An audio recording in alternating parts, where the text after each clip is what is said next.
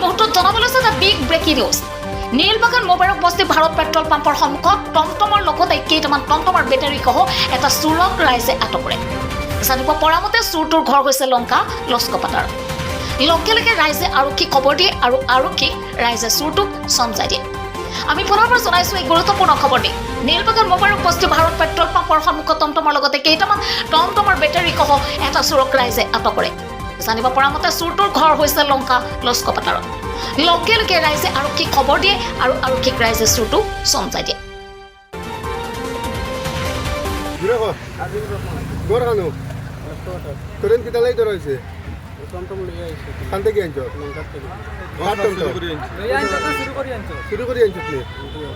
আগে চুরি করছিলি না তাই কইলা চুরি করছিলি কিলা করিছিলে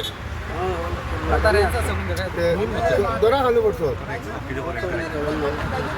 কেজি কিলা ধরছে তোরে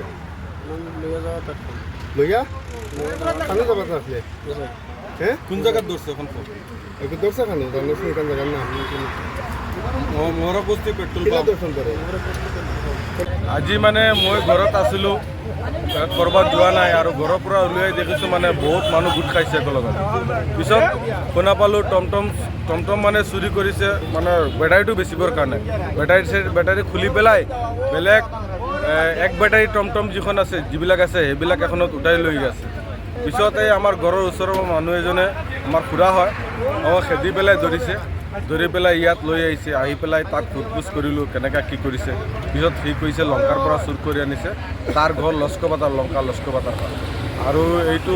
আৰু ইয়াত নীলবাগান মোবাৰক বস্তি পেট্ৰল পাম্পৰ ওচৰত তাক ধৰা হৈছে, এইখিনি মই জানো। আৰু গাড়ী কাৰ হয় সেইটো মই নাজানো। এতিয়ালৈকে গাড়ীৰ মালিকজন ওলোৱা নাই। আৰক্ষীক খবৰ দিছিল নেকি আপুনি?